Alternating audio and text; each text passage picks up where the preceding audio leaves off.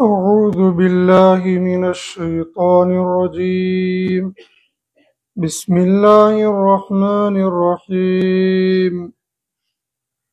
اتل ما أوحي إليك من الكتاب وأقم الصلاة إن رسوله النبي الكريم ونحن على ذلك لمن الشاهدين والشاكرين برحمتك يا أرحم الراحمين. اللهم صل على محمد وعلى آل محمد كما صليت على إبراهيم وعلى آل إبراهيم إنك حميد مجيد. اللهم بارك على محمد وعلى آل محمد كما باركت على إبراهيم وعلى آل إبراهيم إنك حميد مجيد. گزشتہ کل ہم نے پارہ نمبر 20 کا خلاصہ سنا تھا. آج پارہ نمبر 21 ہے. پارہ نمبر 21 کی پہلی آیت میں اللہ سبحانہ و تعالیٰ نے اپنے قرآن کی تلاوت کا حکم دیا. اتل ما اوحی الیک من الکتاب، جو کچھ آپ کی جانب وحی کیا جا رہا ہے، یعنی کتاب مراد اس سے قرآن، اس کی تلاوت کیجیے. ایک مسلمان کو ہر دن بلا ناغہ اپنی کوئی مقدار متعین کر کے قرآن پاک کی تلاوت ضرور کرنی چاہیے. یہاں پر اللہ پاک نے تلاوت کو مطلق حکم دیا ہے، نماز اور غیر نماز. نماز میں تو تلاوت کرنا فرض ہے، اس کے بغیر تو نماز ہوگی نہیں. لیکن نماز کے علاوہ بھی دن میں کبھی بھی کسی بھی وقت میں ضرور ایک مسلمان کو قرآن کریم کی تلاوت کرنی چاہیے. اور نماز کا تعلق، قرآن کا تعلق نماز کے ساتھ اور نماز کا تعلق قرآن کے ساتھ، یہ ایک طرح سے لازم ملزوم ہے. کوئی آدمی نماز پڑھے گا اور نماز میں وہ قرآن نہ پڑھے تو اس کی نماز نہیں ہوگی. اور قرآن بھی وہ پڑھنا ہے جو عربی زبان کے اندر ہوگا. عربی زبان کے علاوہ کسی اور زبان میں قرآن پڑھنا چاہے گا تو وہ نماز اس کی ادا نہیں ہوگی. مثال کے طور پر کوئی آدمی الحمد شریف کو الحمدللہ رب العالمین الرحمن الرحیم مالک یوم الدین یہ نہیں پڑھ رہا ہے، بلکہ اس کا ترجمہ پڑھ رہا ہے. اللہ اکبر، تمام تعریف اس اللہ کے لیے جو جہانوں کا رب ہے، جو رحمان و رحیم ہے، قیامت کے دن کا مالک ہے. پوری سورہ فاتحہ کا ترجمہ پڑھ رہا ہے، پھر قل هو اللہ کا ترجمہ پڑھ رہا ہے، رکوع سجدہ کر لے گا، حرف بحرف قرآن کا ترجمہ پڑھے گا، لیکن وہ نماز اس کی ادا نہیں ہوگی. نماز کے اندر قرآن کا عربی زبان کے اندر پڑھنا ہی لازم ہے. تو قرآن کی تلاوت کے ساتھ رب نے حکم دیا اقیم الصلاۃ، نماز کو قائم کیجئے. فائدہ کیا نکلے گا؟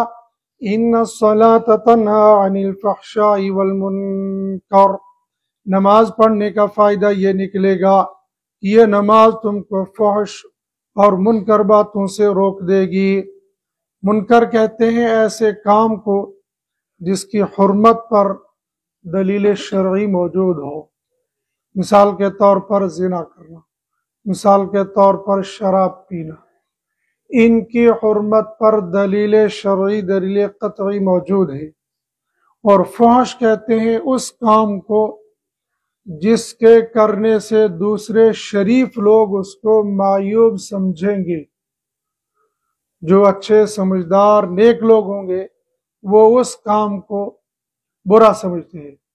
مثال کے طور پر ایک آدمی دوسرے آدمی کو کہتا ہے وہ گدھے کہیں گے، تو یہ تو انسان ہے، انسان کو گدھا کہنا دوسرا جو سنجیدہ آدمی ہوگا اس کو صحیح نہیں سمجھتا ہے، اس کو غلط سمجھتا ہے، اور اگر خاص طور پر پھر وہ کسی اور سنجیدہ انسان سے نکلتی ہو، مثال کوئی مولانا صاحب کہہ رہے، کوئی مفتی صاحب کہہ رہے، امام صاحب کہہ رہے، تو دیکھنے والا کہے گا یار ٹھیک ہے برا بھلا کہنا ہے، لیکن امام صاحب کی زبان سے یہ ٹھیک نہیں لگتا ہے، امام صاحب کو یہ نہیں بولنے چاہیے، تو اس امام کے لیے یہ لفظ دوسرے کو گدھا بولنا یہ بھی فحش کے اندر داخل ہوگا، اور دوسرے انسانوں کے لیے کبھی کبھی لفظ انسان کے مرتبے کے اعتبار سے ہوتا ہے، کسی کو کہے گا، اور یہی بندہ جو بازاری بندہ ہوگا ہمارے معاشرے کے اندر کبھی کبھی الفاظ یہ معاشرے کے اعتبار سے بہت برے سمجھے جاتے ہیں۔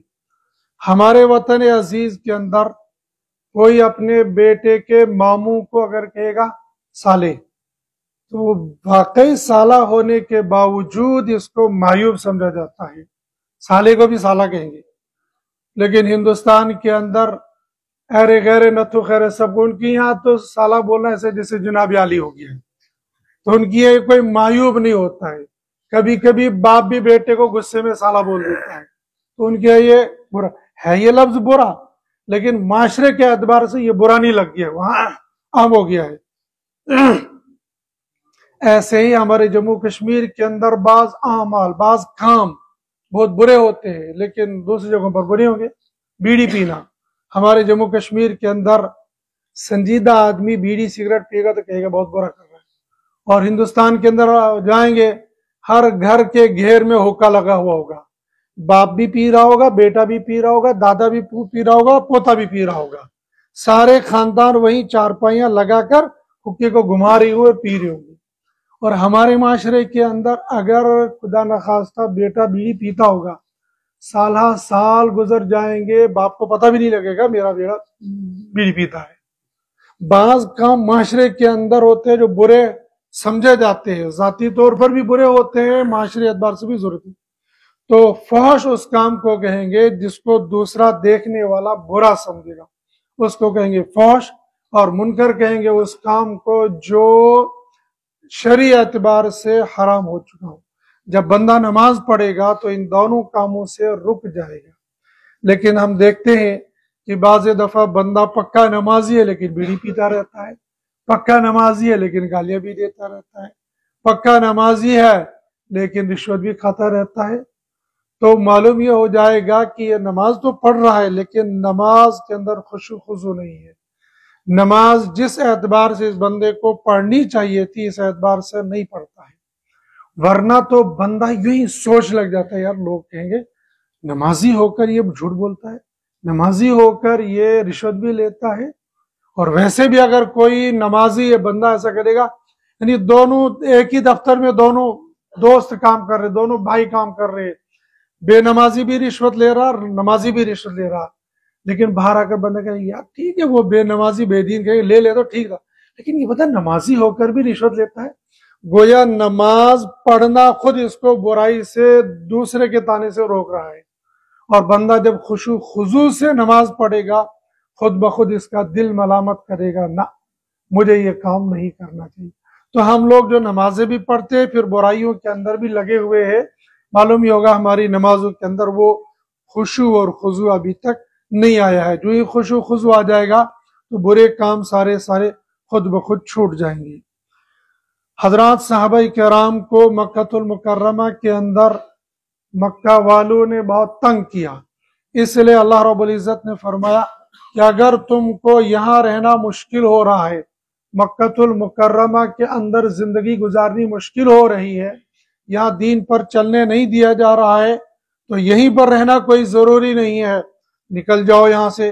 یا عبادی الذین آمنوا ان ارضی واسعۃ فایای فاعبدون، مکہ سے نکل جاؤ دوسری جگہ چلے جاؤ، وہاں پر میری عبادت کر لو، اس لیے کہ اللہ کی زمین بہت وسیع ہے، یہاں سے ہجرت کا حکم ہے۔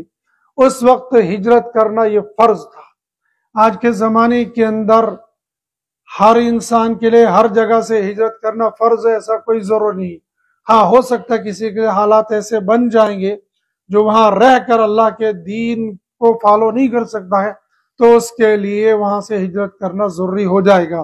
ایسا نہیں ہے کہ بندہ نمازی چھوڑ دے گا، بندہ اسلامی شعار ہی چھوڑ دے گا کہ بھائی یہاں تو نماز پڑھنے کا موقع ہی نہیں ہے لہذا میں کیا کروں گا۔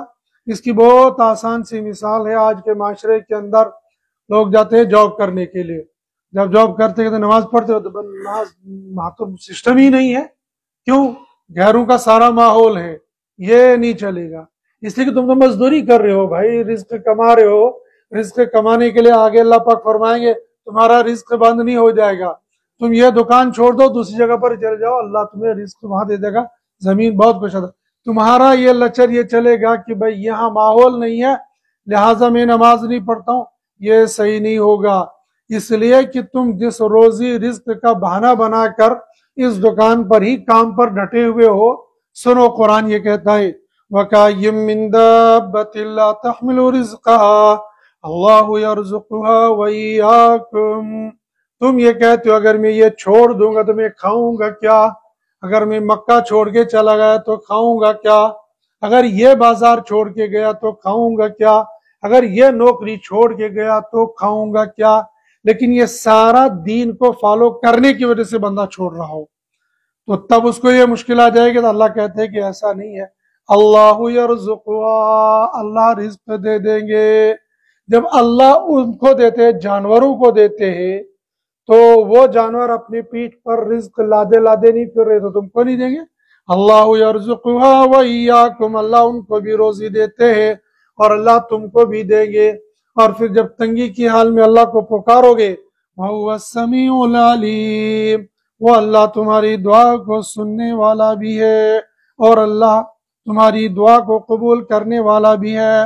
فَإِذَا رَكِبُوا فِي الْفُلْكِ دَعَوُا اللَّهَ مُخْلِصِينَ لَهُ الدِّينَ، مشرکین مکہ جب پریشانی میں پھنستے تھے تو خالص ہو کر اللہ سے دعا کرتے تھے، یہ اللہ نے ہمیں بھی بتایا ان کو بھی بتا دیا، ان کو تو یہ بتایا فَلَمَّا نَجَّاهُمْ مِنَ الْبَرِّ اِذَا هُمْ يُشْرِكُونَ، جب مشکل کے بھنور سے نکل کر خوشحالی میں چلے جاتے ہیں تو اللہ کو بھول جاتے ہیں، ان کو بھی کہا ہمیں بھی کہا جب پریشانی آ جائے جب اللہ کو پکارتے ہو خوشحالی میں آ کر اللہ کو بھولنے، وہ تو بھول جاتے لیکن تم نہیں بھولنا، وہ جب مالداری آ جاتی ہے اذا ہم یشرکون تب وہ پھر دوبارہ شرک کرنے لگ جاتے ہیں، لیکن تم ایسا مت کر لینا، اور تم جب محنت مجاہدہ کوشش کرو گے اللہ تمہاری دعا کو بھی قبول کرے گا، تمہارے لیے راستے بھی کھول دے گا۔ بندہ پریشان ہوتا ہے جی میں یہ بھی کر رہا ہوں میں بھی یہ بھی کر رہا ہوں لیکن کوئی حال ہی نہیں بن رہا، رب فرماتے ہیں والذین جاہدوا فینا لنہدینہم سبلنا، دین اور دنیا کے راستے میں بندہ جب محنت کوشش کرتا ہے اللہ اس کے لیے راستے کھول دیتے ہیں، اور خاص طور پر دین کے کام میں جب بندہ لگ جائے گا تو اس کو مجاہدہ کرنا پڑے گا۔ والذین جاہدوا فینا، جو لوگ مجاہدہ کوشش محنت مصیبت پریشانی اٹھاتے ہیں لنہدینہم سبلنا، تو ہم ان کو ایک راستے کی نہیں بلکہ کئی راستوں کی ہدایت دے دیتے ہیں۔ معلوم یہ ہو گیا کہ بندے کو راہ راست پر چلنے کے لیے سیدھے راستے پر چلنے کے لیے محنت مجاہدہ کرنا پڑے گا، پریشانیاں مشقتیں آ جائیں گی۔ یہاں پر گزشتہ سورت مکمل ہو گئی، آگے چل رہی ہے سورۃ الروم۔ سورہ روم یہ مکۃ المکرمہ میں اندر نازل ہو گئی، اس سورت کے اندر 60 آیتیں ہیں اور 6 رکوع ہیں۔ اس سورت کے اندر اللہ سبحانہ و تعالیٰ نے 2 پیشن گویاں شروع میں ہی دے دی ہے۔ اس زمانے کے اندر جب حضرت نبی کریم صلی اللہ علیہ وسلم کو نبوت ملی تھی، 2 قومیں اور 2 ملک سپر پاور تھے، ایک ایران ایک روم، جیسے اس وقت ہے روس اور امریکہ، جیسے سپر پاور۔ روس تو خیر ٹوٹ گیا ہے بہت حد تک، ابھی اس زمانے کے اندر امریکہ اپنے آپ کو سپر پاور کہتا ہے، تو اس زمانے کے اندر یہ 2 سپر پاوریں تھے، روم اور ایران کی۔ روم کے اندر حکومت تھی اہل کتاب کی، عیسائیوں کی، اور ایران کے اندر حکومت تھی مجوسیوں کی جو آگ کی پوجا کیا کرتے تھے. چونکہ یہ اللہ کو نہیں مانتے تھے اس لیے جب ایرانیوں کو کوئی فتح ہوتی تھی تو مشرکین مکہ خوش ہو جاتے تھے اور روم والے پریشان ہو جاتے تھے. ادھر یہ مسلمانوں کو چڑھاتے تھے، کہتے دیکھو یہ اللہ کو نہیں مانتے لیکن غالب ہو گئی. اور بظاہر یہ تھا اس زمانے کے اندر دن بدن روم پست ہوتا جا رہا تھا. جو روم کا بادشاہ ہوتا تھا اس کو کہتے تھے قیصر، اور جو ایران کا بادشاہ ہوتا تھا اس کو کہتے تھے کسرا. اور اس زمانے کے اندر روم کا بادشاہ تھا ہرقل، اسی کو قیصر کہتے تھے. تو یہ لوگ چڑھاتے تھے مسلمانوں کو. ایک موقع پر حضرت بکر صدیق رضی اللہ تعالیٰ عنہ نے ان سے کہا کہ اللہ رب العزت روم کو غالب کریں گے اور ایران کو مغلوب کریں گے. ایک وقت متعین کیا، اللہ سبحانہ و تعالیٰ کی طرف سے بھی بشارت آ گئی لیکن وقت متعین نہیں ہو گیا. الف لام میم غلبت الروم فی ادنی الارض وهم من بعد غلبهم سیغلبون. ان قریب ایرانی مغلوب ہو جائیں گے اور رومی غالب ہو جائیں گے. اور دوسری پیشن گوئی یہ دے دی کہ مسلمانوں کو بھی فتح ملے گی. اس موقع پر ابی بن خلف نے صدیق اکبر رضی اللہ تعالیٰ عنہ کے ساتھ شرط لگائی کہ اگر 7 سال کے اندر رومی غالب آ گئے اور ایرانی شکست کھا گئے تو میں تم پھر مغلوب ہو گئے اور ایرانی غالب آ گئے تو پھر تم مجھ کو 100 اونٹ دے دو گے. اس وقت تک ابھی یہ دو طرفہ شرط لگانے کی حرمت نہیں آئی تھی. حضرت صدیق اکبر رضی اللہ تعالیٰ عنہ نے کہا ٹھیک ہے اگر ایرانی غالب آ گئے تو میں 100 اونٹ دوں گا. اور ابی بن خلف شرط لگ گئی. وقت چلتا گیا، آئندہ چلتے چلتے بس عین وہ موقع جب رمضان المبارک اور بدر کا میدان سج رہا تھا، ادھر بدر کے میدان میں مسلمانوں کے ہاتھوں سے مشرک مارے گئے، مشرکوں کی ہزیمت اور شکست ہو گئی. ادھر رومیوں اور ایرانیوں کی لڑائی ہو گئی، رومی غالب آ گئے اور ایرانی مغلوب ہو گئے. لیکن چونکہ ابی بن خلف اسی بدر کے واقعے میں مارا گیا تھا، لیکن وہ لوگ اس زمانے کے اندر کافر ہونے کے باوجود بھی جو عہد کرتے تھے وہ پورا کرتے تھے. ابی بن خلف کے بیٹے زندہ تھے اور ان کو معلوم تھا ہمارے باپ نے شرط لگائی ہے صدیق اکبر کے ساتھ. انہوں نے باوجود شکست خوردہ کے، ہزیمت کے 100 اونٹ اٹھائے اور صدیق اکبر رضی اللہ تعالیٰ عنہ کے حوالے کر دیے. یعنی اگر ایک طرف سے دیکھا جائے گا امانت داری کا ماحول کیا تھا. ایک طرف سے تو وہ ہزیمت شکست کھا گئے تھے، دوسرے وہ کافر تھے لیکن اس کے باوجود 100 اونٹ اٹھائے اور دے دیے. اور اگر یہ دیکھتے وہ کہتے ہیں ہم دکھائیں گے، ایک تو تم لوگوں نے ہمارے باپ کو مار دیا اور ہمیں شکست ہوگی، ہم تم کو 100 اونٹ دیں گے، تمہیں اور نقصان پہنچائیں گے. آزو مسلمان کہہ رہی ہے تو ایک تو مارے کا بھی وعدہ خلافی بھی کرے گا اور اس کو زیادتی بھی کرے گا. لیکن صرف اس چیز میں اگر ہم دیکھیں گے تو ہم میں اور ان میں کتنا فرق ہے. ہم تو مسلمان ہونے کے باوجود وعدہ خلافی کرتے ہیں، ہم مسلمان ہونے کے باوجود امانت داری میں خیانت کرتے ہیں. بلکہ ہم تو ایسے مسلمان ہیں رمضان المبارک میں اگر فروٹ لینے گئے اور 500 کا نوٹ دیا اور سبزی والے نے غلطی سے واپس دینے تھے 300، اس نے دے دیے 400. اس نے گن لیے لوگ اس نے پتا وہ کیا کرا سب دب کرے تھا چانس مزن ہاتھ ربک فائدہ گو رازداری مزن. رمضان میں روزے کی حالت میں ہم لوگوں کی خیانت کا عالم یہ ہے. اور باقی یعنی پیسہ اتنا لالچی انسان کو بڑوں بڑوں کو ڈگمگا دیتا ہے. لیکن امانت داری کے ساتھ ان کو دیکھیں گے، انہوں نے کہا نہیں 100 اونٹ کے حوالے کر دیے.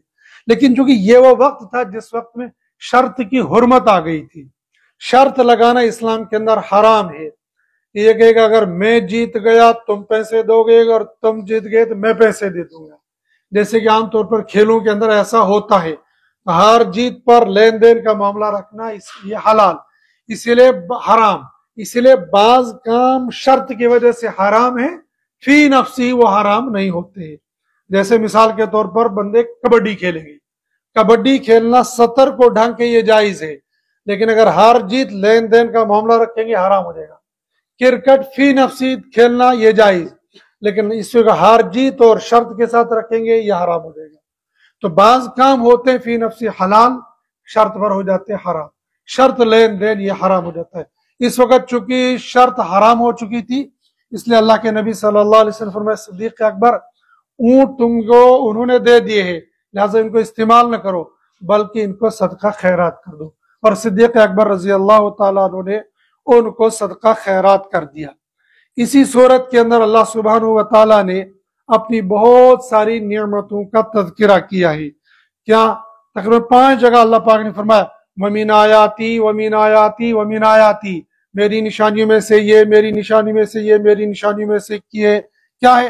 اللہ پاک فرماتے ہیں میری نشانیوں میں سے ایک نشانی یہ ہے کہ انسان کو اللہ پاک نے مٹی سے پیدا کیا، اور ایک نشانی یہ ہے کہ مرد کی راحت کے لیے اس کے لیے بیوی کو پیدا کیا، اور ایک نشانی میں سے آسمان اور زمین کو پیدا کیا، زبانوں اور رنگوں کو مختلف بنایا، رات اور دن کو ایک ایک حصہ نیند کے لیے متعین کیا، بجلی کے اندر چمک پیدا کی، اور ڈر اور امید دونوں اس کے اندر پیدا کیے۔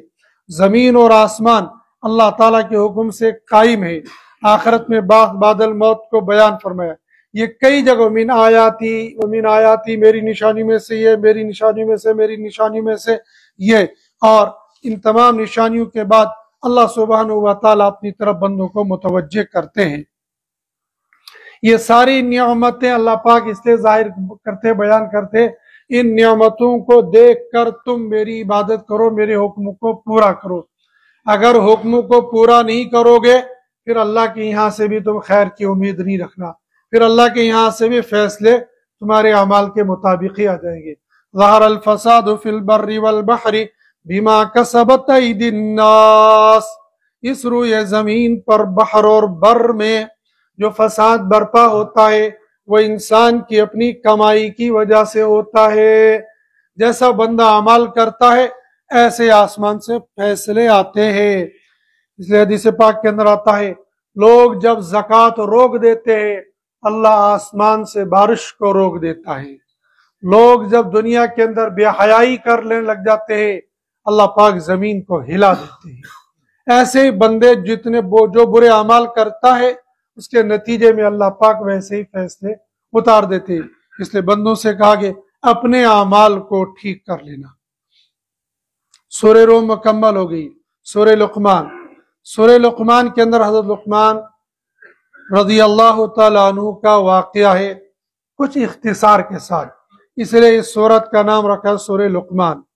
حضرت لقمان بالاتفاق یہ پیغمبر نہیں گزرے ہیں بلکہ یہ اللہ کے نیک بندے تھے، اللہ کے بڑے معزز اور مقرب بندوں میں تھے، لیکن ساتھ ساتھ ہی اللہ پاک نے ان کو بہت زیادہ حکمت اور دانائی بھی دی تھی۔ اسی لیے حضرت لقمان رضی اللہ تعالیٰ عنہ کی حکمت اور دانائی کی مثالیں دی جاتی ہیں۔ اگر کسی کو ویسے کہتے ہیں بوڈی بنو حقیق لقمان چھوڑنے ہوں گے، تو جو کہتے ہیں نا کوئی جڑی بوٹی بتائے گا، کچھ بتائے گا تو اس کو کہتے ہیں بوڑ حکیم لقمان چھوڑنے ہوں۔ وہ مثال اس لیے دی جاتی ہے کہ لقمان کو اللہ پاک نے اتنی حکمت اور دانائی دی تھی کہ اس دانائی کے نتیجے سے وہ اتنے مشہور ہو گئی۔ یہ سورہ لقمان بھی مکۃ المکرمہ کے اندر نازل ہوگی۔ اس کے اندر 34 آیتیں اور 4 رکوع ہیں۔ اس سورہ لقمان کے اندر ابتداءً اللہ رب العزت نے قرآن کی حقانیت کو بیان کیا ہے، اور مکۃ المکرمہ کے اندر ایک بندہ تھا، اس کا نام تھا نضر بن حارث۔ اللہ سبحانہ و تعالیٰ نے چونکہ قرآن کریم کے اندر واقعات بیان کی، حضرت موسیٰ کا، حضرت عاد کا، حضرت صالح، دیگر انبیاء واقعات، یہ ہر نضر بن حارث یہ مختلف ملکوں کا سفر کرتا تھا اور وہاں کے بادشاہوں کے قصے اور کہانیاں سن کر آتا تھا، پھر وہاں سے کنیزیں اور باندیاں لے کر آتا تھا، پھر محفل لگاتا تھا شام کو، اور شام کو محفل لگا کر ان جو کنیزیں اور باندیاں لائی تھی ان کو نچواتا تھا، ان کو ڈانس کرواتا تھا، اور پھر یہ کہتا تھا کہ محمد صلی اللہ علیہ وسلم تم کو قوم عاد، قوم سمود کے واقعات سناتا، آؤ میں تم کو بادشاہوں کے واقعات سناؤں گا۔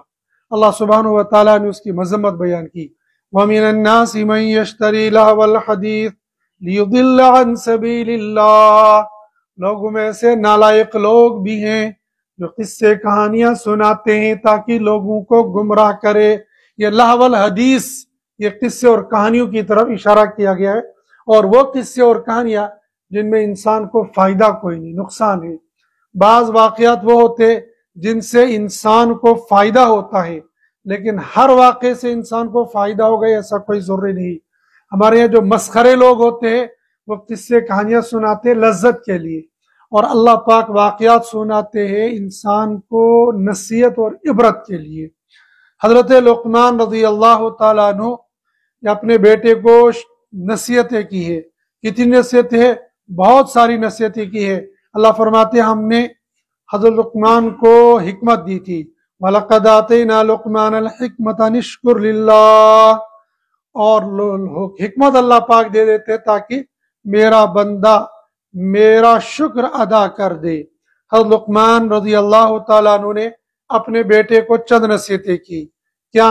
پہلی نصیحت یہ کی بیٹا شرک نہ کرنا، اس لیے کہ ان الشرک لظلم عظیم، بہت بڑا گناہ ہے. اسی طریقے سے بیٹا اگر تم کو راستے میں کوئی چیز مل جائے رائی کے دانے کے برابر بھی،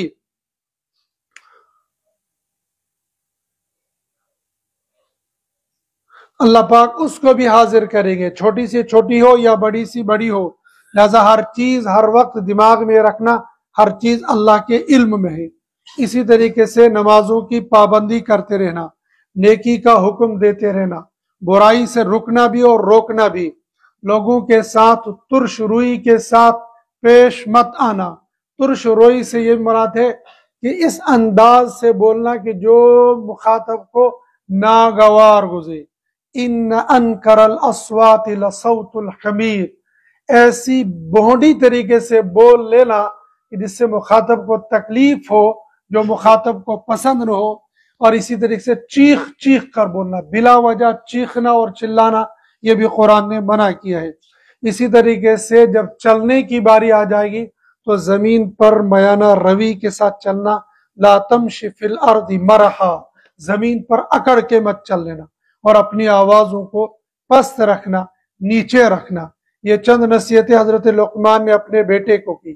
اس سورت کے آخر پر اللہ سبحانہ و تعالیٰ نے تقدیر کی چند باتیں بیان کی. ان کو کہا جاتا ہے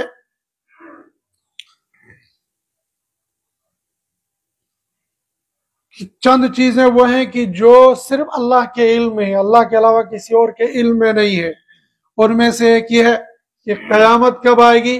ان اللہ عنده علم الساعة وينزل الغیث ويعلم ما في الارحام وماذا تکسب غدا وما تدری نفس بأي ارض تموت. بندہ 5 کام بالکل نہیں جانتا ہے. ایک یہ کہ قیامت کب آئے گی، دوسرا ہے کہ بارش کب ہوگی، تیسرا ہے کہ ماؤں کے پیٹ میں کیا ہے، چوتھا یہ کہ کل کیا ہوگا، اور چوتھا یہ کہ انسان یہ نہیں جانتا ہے کہ میری موت کب آئے گی اور کہاں پر آئے گی. میں اور آپ کیا ہیں، ہمیں کیا معلوم ہوگا. حضرت نبی کریم صلی اللہ علیہ وسلم ہمیشہ صدیق اکبر سفر اور حضر میں ساتھ رہے. جب صحابہ ہجرت کرنے لگے تو صدیق اکبر بھی آگے. یا رسول اللہ صلی اللہ علیہ وسلم میں ہجرت کروں؟ آپ نے فرمایا رک جاؤ، ہو سکتا مجھے بھی ہجرت کا حکم مل جائے گا، ہم ہجرت اکٹھے کر لیں گے. روک دیا. سارا سفر مدینہ منورہ میں ایک ساتھ، یہاں تک کہ بالکل آخری ایام میں بھی حضرت نبی کریم صلی اللہ علیہ وسلم امی عائشہ کے کمرے کے اندر رہے. اور امی عائشہ چونکہ صدیق اکبر کی بیٹی تھی لہذا ان کو وہاں آنے جانے میں کوئی روک ٹوک نہیں تھے، پردے کی ضرورت نہیں تھی. لیکن پھر بھی ایسی جگہ پر جہاں پر یہ امکان ہو کوئی اور بھی ہوگا آواز لے کر جانا، وہاں پر ممکن تھا کہ کوئی ازواج مطہرات میں سے آئی ہوگی، اس لیے صحابہ ہر حال میں احتیاط کرتے تھے. لیکن صدیق اکبر اکثر و بیشتر یہی رہتے تھے. سوموار، آج بھی سوموار کا دن ہے، سوموار کا دن تھا. حضرت نبی کریم صلی اللہ علیہ وسلم رات کو بخار رہا، لیکن صبح اشراق کے بعد آپ کو بالکل آرام ہو گیا. اور ایسا آرام ہو گیا بظاہر صدیق اکبر رضی اللہ تعالیٰ عنہ کو یہ لگا کہ آپ کو اب مکمل افاقہ ہو گیا۔ صدیق اکبر نے عرض کیا یا رسول اللہ صلی اللہ علیہ وسلم، قبا میں میری زمین ہے، اس کو ذرا دیکھ کے آؤں؟ آپ نے فرمایا کوئی بات نہیں، جاؤ دیکھ کر آ جاؤ۔ صدیق اکبر یہاں سے نکلے، قبا پہنچے۔ اس زمانے کے اندر مدینہ سے قبا میں بڑا فاصلہ تھا، اور آج بھی فاصلہ ہے، لیکن آج گاڑی وغیرہ جاتی ہے، لیکن بندہ جلدی پہنچ جاتا ہے، پیدل جانا ہوتا تھا۔ ابھی صدیق اکبر وہاں پہنچے ہی نہیں تھے کہ قریب چاشت کا وقت تھا، ادھر سے خبر آ گئی کہ حضرت نبی کریم صلی اللہ علیہ وسلم نے پردہ فرما لیا۔ نبی صلی اللہ علیہ وسلم کو تقریباً یہ معلوم تھا کہ بس یہ آخری ایام چل رہی ہے، اور یہ بھی ایک روایت سے معلوم ہوتا ہے کہ یہ دن بھی آخری ہے، لیکن گھڑی کون سی آخری ہے یہ معلوم نہیں تھا۔ یہ گھڑی معلوم ہوتی پھر شاید صدیق اکبر کو نہیں جانے دیتی۔ ائمہ اربعہ میں سے ایک امام گزرے ہیں، ان کا نام ہے امام مالک رحمۃ اللہ علیہ۔ امام مالک رحمۃ اللہ علیہ یہ مدینہ منورہ کے تھے۔ امام شافعی اور امام احمد بن حنبل رحمۃ اللہ علیہ یہ مکۃ المکرمہ کے تھے، اور امام اعظم ابو حنیفہ رحمۃ اللہ علیہ یہ عراق کے تھے۔ یہ تین امام عرب کے رہنے والے تھے، ہمارے امام صاحب یہ عجم کے رہنے والے تھے۔ ان تینوں میں سے امام مالک رحمۃ اللہ علیہ جو امام اعظم سے چھوٹے ہیں، اور امام اعظم کے دو بڑے شاگردوں کے شاگرد ہیں، امام ابو یوسف اور امام محمد رحمۃ اللہ علیہ، دونوں کے شاگرد گزرے ہیں امام مالک رحمۃ اللہ علیہ۔ یہ مدینہ منورہ میں پیدا ہوئے، یہیں پر پلے، یہیں پر بڑے، یہیں پر علم سیکھا اور یہیں پر درس و تدریس دیا۔ ساری زندگی میں انہوں نے صرف ایک حج کیا ہے، اس کے علاوہ کوئی حج نہیں کیا، کوئی عمرہ نہیں کیا۔ وجہ یہ تھی کہ وہ یہ چاہتے تھے کہ میری موت مدینہ میں آنی چاہیے، اس لیے ان کو ڈر تھا کہ اگر میں حج کرنے کے لیے یا عمرہ کرنے کے لیے چلا گیا اور میری موت وہاں ہو گئی تو پھر لوگ یہاں نہیں لائیں گے، پھر مجھے لوگ وہیں دفن کریں گے، اور میں یہ چاہتا ہوں کہ مجھے مدینہ منورہ کی مٹی مل جائے۔ یہ محبت کی علامت ہوتی ہے، یہ کوئی ضروری نہیں ہے کہ ہر بندہ۔ ہمارے یہاں سے ایک حاجی صاحب گئے، سارے لوگوں سے رخصت لے کر گئے، میں مارون توڑی اسے میں کہتا ہوں سری معاف ہوا۔ وہ بندہ وہاں گیا، حج کر کے آیا، اور اس زمانے کے اندر سمندری جہاز سے سفر کرتے، 5-6 مہینے وہ لگے، پھر آگے 2-4 سال پھر زندہ رہے، پھر جا کے وہاں گھر میں مر گئے۔ تو بندہ جاتا ہے مرنے کے لیے وہاں، لیکن مرے گا وہاں وہ جس کی موت مقدر رہی ہوگی۔ اور جموں کے اندر کئی لوگ ہیں، بلکہ خواتین ہیں، جو یہاں سے بس خالی عمرے کے لیے چند دنوں کے لیے گئے اور گئی تھی، مدینہ منورہ میں موت آ گئی تو وہیں پر ہمیشہ کے لیے دفن ہو گئی۔ تو تمنا ہوتی ہے، ایمان والے کی تمنا ہوتی ہے کہ مدینہ کی خاک مل جائے۔ امام محمد رحمۃ اللہ علیہ کی بھی تمنا تھی کہ میری موت مدینہ میں آ جائے، میں مدینہ میں دفن ہو جاؤں، اسے باہر جاتے نہیں تھے۔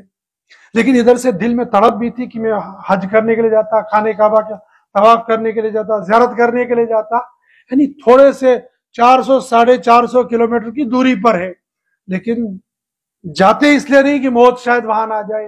اور تڑپ اندر سے ہی ہے۔ اسی کشمکش میں ایک دن حضرت نبی کریم صلی اللہ علیہ وسلم کی زیارت ہوگی۔ یا رسول اللہ صلی اللہ علیہ وسلم، میں خانہ کعبہ جانا چاہتا ہوں، لیکن مرنا مدینہ میں چاہتا ہوں، آپ کی زمین چھوڑنا نہیں چاہتا، اور دل مکہ جانے کو چاہتا ہے، لہذا آپ مجھے بتا دیے میری موت کب آنے والی ہے تاکہ میں حج کر جاؤں۔ اللہ کے نبی صلی اللہ علیہ وسلم کوئی جواب نہیں دیا، بس ہاتھ یوں ایسے کھڑا کیا، بس آنکھ کھل گئی، جاگ گئے۔ امام ہے، وقت کے محدث ہیں، فقیہ ہے، سوچ میں پڑ گئی یہ کیا ہے؟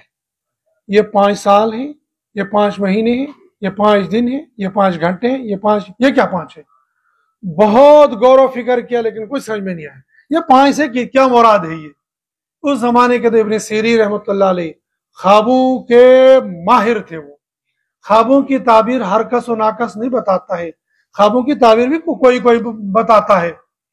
ہر عالم خواب کی تعبیر بنائی یہ کوئی ضروری نہیں، اور کوئی بھی نہ بتا دے یہ بھی نہیں ہے۔ تو بندہ بھیجا، شاگرد بھیجا، جاؤ ابن سیرین سے پوچھ کے آؤ خواب دیکھا ہے یہ، اب مجھے بتاؤ یہ 5 سے کون سی کتنے سال، مہینے، دن، گھنٹے کیا مراد ہے؟ ابن سیرین نے کچھ بھی نہیں ہے، نہ 5 دن مراد ہے، نہ 5 مہینے، نہ 5 سال، نہ 5 کچھ بھی مراد نہیں۔ کہا پھر کیا مراد ہے؟ کہا اس سے اللہ کا قرآن مراد ہے۔ کہا 5 سے اللہ کا قرآن کیسے مراد ہو سکتا ہے؟ کہا یہ سورہ لقمان کی آخری آیتیں، ان اللہ عنده علم الساعة وينزل الغیث ويعلم ما في الارحام وماذا تکسب غدا، اور آخری آپ کی چاہت وما تدری نفس بأي ارض تموت، کون کہاں مرے گا، ان اللہ عنده علم، اللہ کے پاس اس کا علم ہے، مجھ سے کیوں پوچھ رہے ہو، مجھے بھی اس کا پتہ نہیں ہے، یہ پتہ صرف اللہ کو ہے۔ وقت کے امام کو سے اللہ کے نبی نے بھی نہیں بتایا کہ تمہاری موت کہاں آنے والی ہے، میں اور آپ یہ فیصلہ کر لیں گے میری موت یہاں آ جائے گی۔ اور کچھ لوگ ایسے ہوتے ہیں، ہم ایک صاحب کے آگے، اس نے اپنے لیے قبر بھی کھود کے رکھی ہے، یعنی یہ تو الٹی سوچ ہے نا، یہ کون سی سوچ ہے؟ ہاں کفن وفن رکھنا تو یہ تو تھا، تو بندے نے قبر بھی کھود کے رکھی ہے اور اوپر سے لکڑی بھی لا کے رکھی ہے، کفن بھی لا کے رکھا ہے۔ ایک بندہ مجھے چند دن پہلے مسئلہ پوچھ رہا تھا کہ ہمارے ایک حاجی صاحب گئے تھے حج کرنے کے لیے، 15 سال ہو گئے، وہاں سے کفن ساتھ میں لایا ہے، تو اس کی زکوٰۃ دینی ہے یا اس کا کوئی اس کا کفارہ تو نہیں دینا کہ 15 سال ہو گئے پڑے ہوئے؟ تو لوگوں کا یہ مزاج تو ہے کہ کفن وغیرہ ساتھ میں رکھنے میں، قبر کھود کے رکھے، یہ بھی معلوم نہیں ہے کہ بھائی کفن ملے گا بھی یا بھی نہیں ملے گا۔ کتنے لوگ ایکسیڈنٹ میں مارے جاتے ہیں، ان کی لاش ڈیڈ باڈی بھی نہیں ملتی ہے، اور یا کہیں یہاں سے گئے تھے وہاں تو وہاں موت ہو گئی، تو پھر وہاں نہ کفن نہ قبر، یہ تو یہاں سے دھرا کا دھرا رہ گیا اور وہاں موت آ گئی۔ یہ ساری چیزیں اللہ کے علم ہے، اس لیے اللہ نے ان چیزوں کو پوشیدہ رکھا ہے تاکہ بندہ مینٹلی ہر وقت مرنے کے لیے تیار رہے کہ شاید موت آج نہ آ جائے، آج نہ آ جائے، آج نہ جائے، اور جب موت کی یہ فکر رہے گی گناہوں سے بچتا رہے گا اور انسان نیکی کی طرف جاتا رہے گا۔ سورہ لقمان مکمل ہوگی، آگے ہے سورہ سجدہ۔ سورہ سجدہ یہ بھی مکہ المکرمہ کے اندر نازل ہوئی، اس کے اندر 30 آیتیں ہیں، 2 رکوع ہے۔ حضرت نبی کریم صلی اللہ علیہ وسلم عام طور پر جمعے کے دن فجر کی نماز میں پہلی رکعت میں یہ سورہ سجدہ پڑھ لیا کرتے تھے۔ اس کے اندر بھی توحید، رسالت، بعث بعد الموت، اللہ کی قدرت کا تذکرہ ہے۔ اللہ الذی خلق السماوات والارض وما بینہما فی 6 ایام، اللہ فرماتے اللہ نے زمین آسمان کو 6 دنوں میں پیدا کیا۔ اس زمانے کے اندر دن اور رات ابھی بنے نہیں تھے، لیکن ایک مقدار جو 6 دنوں کی مقدار ہوتی ہے، اس مقدار کے اندر اللہ پاک نے زمین اور آسمان اور جو کچھ اس کے درمیان ہے اس کو پیدا کیا۔ ثم استوى علی العرش، پھر عرش پر مستوی ہو گئے، عرش پر اللہ مستوی ہو گئے۔ وہ متشابہات میں سے کیسے اللہ وہاں بیٹھے ہیں، اللہ کی قدرت کیسی ہے، یہ بندہ سوچے گا تو ایمان سے نکل جائے گا۔ بس اللہ کی جو شان ہے اس شان کے مطابق عرش پر مستوی ہو گئے۔ آخری رکوع میں اللہ پاک نے حضرت موسیٰ کے ساتھ حضرت نبی کریم صلی اللہ علیہ وسلم کی ملاقات کا تذکرہ جو معراج کی رات میں ہوئی تھی، لیکن اللہ پاک نے پہلے بتا دیا تھا وَلَقَدْ آتَيْنَا مُوسَى الْكِتَابَ فَلَا تَكُنْ فِي مِرْيَةٍ مِّن لِقَائِهِ، اللہ نے حضرت موسیٰ علیہ السلام کو کتاب دی تھی۔ اس سے اشارہ یہودیوں کو بتا دیا تھا جیسے موسیٰ کو اللہ نے کتاب دی تھی ایسے ہی نبی صلی اللہ علیہ وسلم کو بھی کتاب دی ہے۔ پھر جب اس کتاب اور حضرت موسیٰ کی اللہ کے ساتھ ملاقات کا تم کو شک نہیں ہے تو اللہ کے نبی صلی اللہ علیہ وسلم کے پاس جبریل آ جائیں گے، تم کو اس بارے میں شک کیوں ہو گیا؟ فَلَا تَكُنْ فِي مِرْيَةٍ مِّن لِقَائِهِ، ایک مطلب مفسرین نے یہ بیان کیا ہے۔ دوسرا مطلب یہ بیان کیا ہے کہ براہ راست چونکہ معراج کے رات میں حضرت نبی کریم صلی اللہ علیہ وسلم اور حضرت موسیٰ علیہ السلام کی آپس میں ملاقات ہو گئی تھی، اس ملاقات کا تذکرہ بھی اسی کے اندر یہ ہے۔ جو لوگ مقتدا ہوتے ہیں، جو لوگ رہبر ہوتے ہیں، ان کے اندر 2 شرطیں ہونی چاہیے اور 2 شرطیں لانے کی کوشش کرنی چاہیے۔ کون سی؟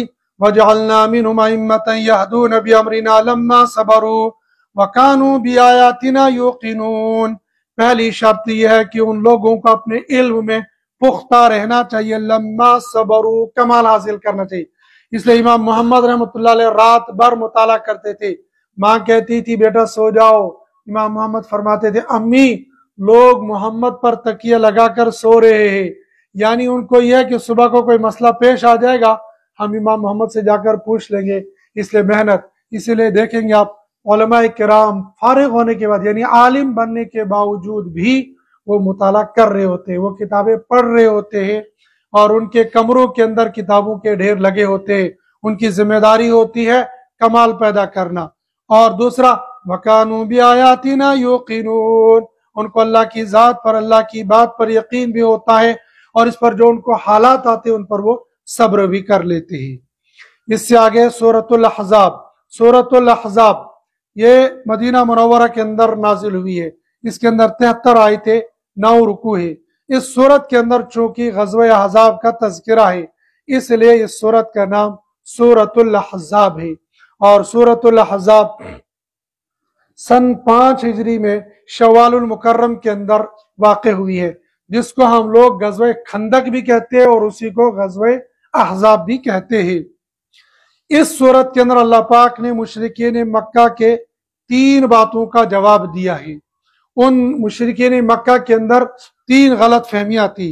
ایک غلط فہمی یہ تھی کہ انسان جو سوجھ بوجھ والا ہوتا ہے، جو زیادہ عقل مند ان کے یہاں ہوتا تھا، کہتے تھے اس بندے کے اندر اللہ پاک نے 2 دل رکھے ہیں۔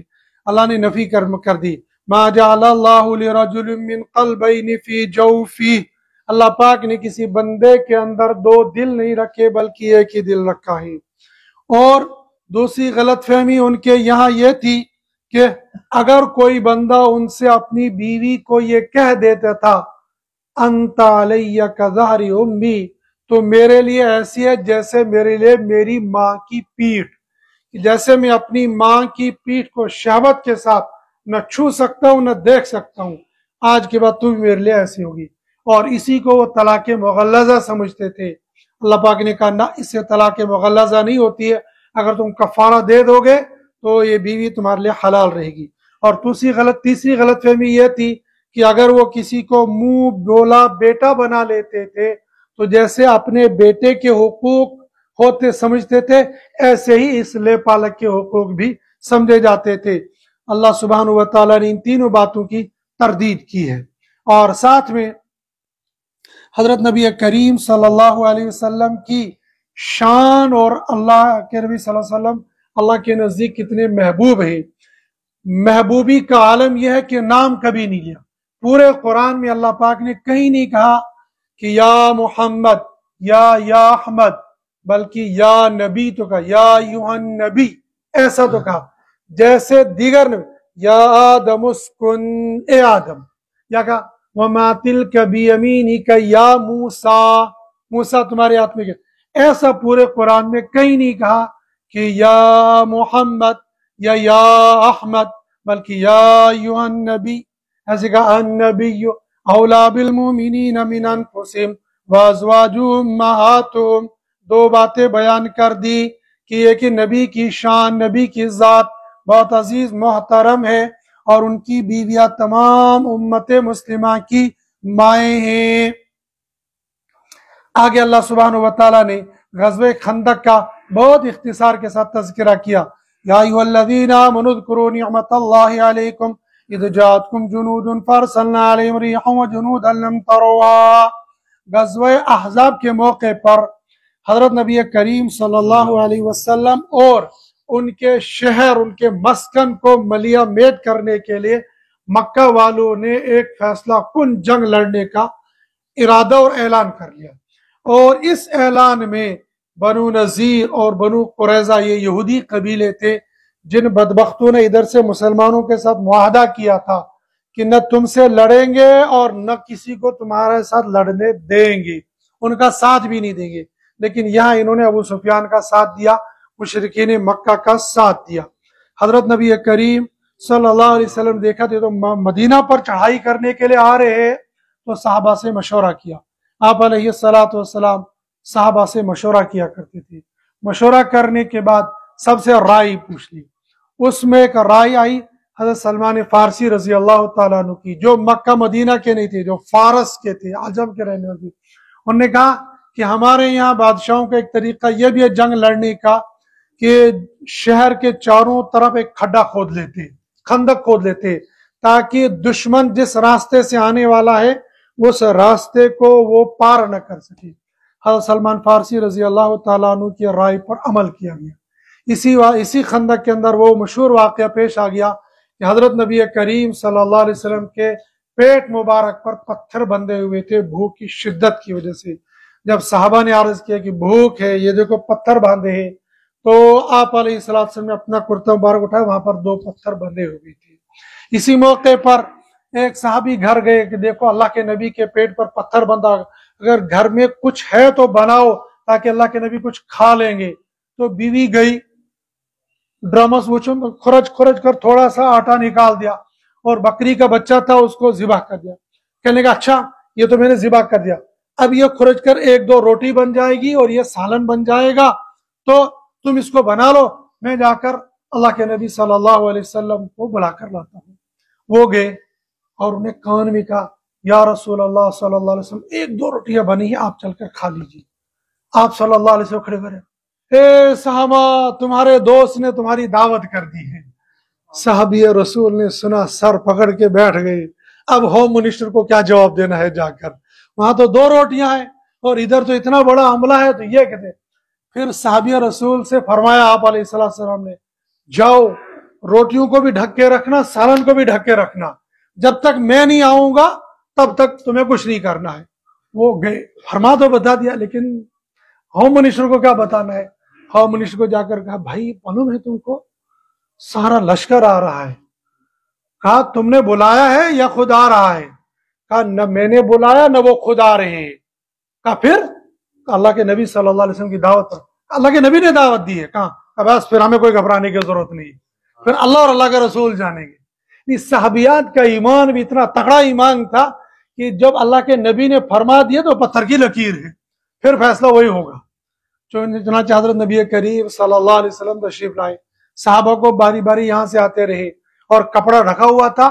تو نبی صلی اللہ علیہ وسلم نے, اب وہ رہا کیا ہوگا, فرض کر لیجئے ہمارے زمانے کے اعتبار سے کہ بھائی پلیٹیں ان کو دے دی, پھر کہا کہ بھائی ایک پلیٹ نکال کر رہا ہو, کپڑے کے نیچے سے سالن کا کٹورا وہ چمچہ نکالا ادھر ڈال دیا, اور ادھر ہاتھ نکالا وہاں سے روٹی اٹھائی تو دے دی. یہی سلسلہ سب کو چلتا رہا. سیر ہو کر سب واپس چلے گئے, اور پھر جب واپس سب نے کھانا وانا کھا لیا, پھر دیکھا جو بنایا تھا وہ وہاں کا وہی رہ گیا. یہ حضرت نبی کریم صلی اللہ علیہ وسلم کرامات اور معجزات تھی. نبی علیہ السلام کے بے شمار معجزات ہوئے ہیں. ایک پانی کا لوٹا پورے لشکر کو پورا ہو گیا تھا, بہت سارے معجزات ہیں. اسی موقع پر یہ واقعہ, یہ معجزہ بھی رونما ہو گیا. پھر اللہ کے نبی صلی اللہ علیہ وسلم نے صحابہ کو یہاں جمع کیا. خندق اتنی لمبی تھی کہ اگر کوئی بندہ نیچے گر جائے گا تو سیڑھی لگائے بغیر وہاں سے چڑھ نہیں سکتا تھا, اور اگر چھلانگ لگانا چاہے گا چھلانگ بھی نہیں لگا سکتا. تو یہ سمجھنا چاہیے ہمیں, شاید تقریباً وہ 20 فٹ یا 20 میٹر نیچے رہی ہوگی, اور اتنی 21 فٹ اتنی گہری بھی رہی ہوگی, جس کو بندہ چھلانگ بھی نہ لگا سکے اور نیچے گر جائے تو پھر اٹھ نہیں سکتا. جب مشرکین مکہ آئے, بہت دنوں تک گھیراؤ کرتے رہے, کچھ بھی نہیں ہو پایا. اللہ رب العزت نے ایک ہوا بھیجی, اور اس ہوا کے فارسلنا علیہم ریحن, اللہ نے ایک ہوا بھیجی, اور ہوا کے نتیجے میں ان کے پاؤں اکھڑ گئے. پھر وہاں سے بغیر لڑے وہ وہاں سے بھاگ گئے. آخر پارے کے اندر اللہ سبحانہ و تعالیٰ نے حضرات انبیاء علیہم السلام حضرت نبی کریم صلی اللہ علیہ وسلم کی ازواج مطہرات کو تھوڑا سا ڈانٹ پلائی. اسی موقع پر جب غزوہ خندق سے حضرت نبی کریم صلی اللہ علیہ وسلم واپس آ گئے تو بنو قریظہ بھی فتح ہو گیا. تو ازواج مطہرات نے عرض کیا, یا رسول اللہ صلی اللہ علیہ وسلم کچھ ہمارا خرچہ بڑھا دیجیے, بس خرچے کا مطالبہ کرنا تھا. اللہ رب العزت کی طرف سے ڈانٹ آ گئی, یا ایھا النبی, اے سونے, قل آپ ان سے کہہ دیجئے, کیا کن سے, لازواجک اپنی عورتوں سے کہہ دیجئے, ان کنتن تردن الحیات الدنیا وزینتها فتعالین امتعکن واسرحکن, اگر تم کو یہ دنیا کی زیب و زینت چاہیے, حالانکہ زیب و زینت تھی کیا, 2 خرچہ مل رہا تھا, اس خرچے میں تھوڑا سا اضافے کی درخواست کی تھی. اللہ سبحانہ و تعالیٰ کو نبی کے گھر والوں کی اتنی بات بھی پسند نہیں آئی. کہا اگر ایسا تم کرو گے تم کو اختیار ہے, نکلنا چاہتی ہو نکل جاؤ, اور اگر رہنا چاہتے ہو تو اسی حال میں صبر و شکر کے ساتھ رہنا پڑے گا, تم کو اختیار دیا جائے گا. لیکن ازواج مطہرات یہ کوئی دنیا کی لالچ میں نہیں, بلکہ وہاں تو امی عائشہ خود فرماتی ہے تھا کیا وہاں کہ ایک چاند نکل جاتا تھا، دوسرا چاند نکل جاتا تھا، کوئی ایسی چیز نہیں ملتی تھی جس کو ہم چولہے میں پکا کر کھا لیں۔ جب یہ غربت کا عالم تھا تو اگر انہیں تھوڑے سے مطالبہ کر لیا تھا تو الیاذ باللہ کوئی گناہ نہیں تھا۔ سوچا تھا انہوں نے، انسان تھی وہ بھی، سوچا تھا کہ آج مال زیادہ آ گیا ہے، تھوڑا سا مال زیادہ مل جائے گا، لیکن وہ کہتے ہیں نا حسنات الابرار سیئات المقربین، نیک لوگ جو ہے نا، نیک لوگوں کی تھوڑی سی چوک بھی اللہ کے یہاں بہت بڑی گناہ محسوس ہوتی ہے۔ اور بڑے بڑے اسی لیے تو ایمان والا پابندی کے ساتھ نماز پڑھتا تھا، تکبیر اولا کے ساتھ، ایک دن تکبیر چھوٹ گئی اسی دن پریشانی پڑ گئی، یار نماز بھی روزہ بھی سب کچھ، یہ کیا بڑی یہ تو نے جو تکبیر اولا چھوڑ دی، یہ تو جو جماعت چونے چھوڑ دی۔ جو بندہ جتنا اندر رہنا ہے اسی صبر و شکر کے ساتھ رہنا ہے، اور اگر تم وہ اختیار چاہتی ہو تو پھر تم کو فارغ بھی کر لیا جائے گا، لیکن قربان جائیں ازواج مطہرات پر، ازواج مطہرات نے صبر اور شکر کے ساتھ اور ایک کمرے کے اندر ساری زندگی گزاری، ایک کمرے کے علاوہ کچھ بھی نہیں، اور وہ کمرہ بھی کیا تھا، چھت تھی کھجور کے چھالوں کی، اور دروازے تھے گھاس پھوس ٹاٹ کے پردوں کی۔ اگر ہماری ازواج مطہرہ، ہماری عورتیں، ہماری بہنیں، ہماری بیٹیاں ازواج مطہرات کے واقعات کو سن لیتی، پڑھ لیتی، تو پھر ہم لوگوں سے بلڈنگوں کے، قالینوں کے، اور ابھی تو 2-2 10 سوٹ موجود ہو گئے، دوسرے سوٹ کا مطالبہ نہیں کرتی۔ ہاں اللہ نے فراوانی دی ہے، مال دیا ہے، دینے میں حرج کوئی نہیں ہے، لیکن اگر بندہ صبر شکر کے ساتھ ہی زندگی گزارے گا یہ اس لیے بہتر ہوتی ہے۔ تکبیر نعرہ تکبیر، نعرہ